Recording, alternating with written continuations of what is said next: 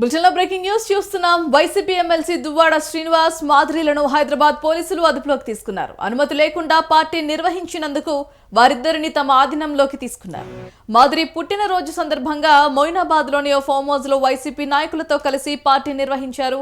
పార్టీలో డీజేతో పాటు మద్యం బాటిళ్లు ఉన్నాయన్న పక్కా సమాచారంతో స్థానిక పోలీసులు, ఎస్ఓటీ పోలీసులు ఫామ్ హౌస్ పై రైడ్ చేశారు. పార్టీలో ఉన్న దువ్వాడ శ్రీనివాస్, మాధురి సహా 29 మందిని అదుపులోకి తీసుకుని పిఎస్ కి తరలించారు.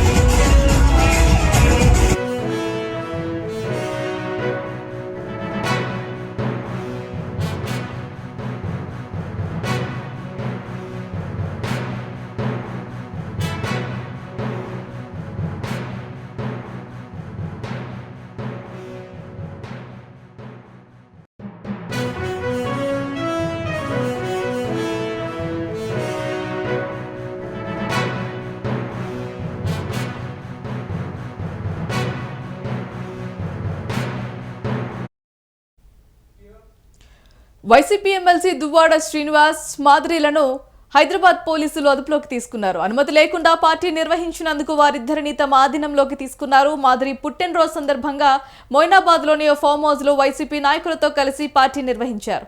పార్టీలో డీజేతో పాటు మద్యం బాటిళ్లు ఉన్నాయన్న పక్కా సమాచారంతో స్థానిక పోలీసులు, ఎస్ఓటీ పోలీసులు ఫామ్ హౌస్ పై రైడ్ చేశారు. పార్టీలో ఉన్న దువ్వాడ శ్రీనివాస్, మాధురి సహా 29 మందిని అదుపులోకి తీసుకుని పిఎస్ కు తరలించారు.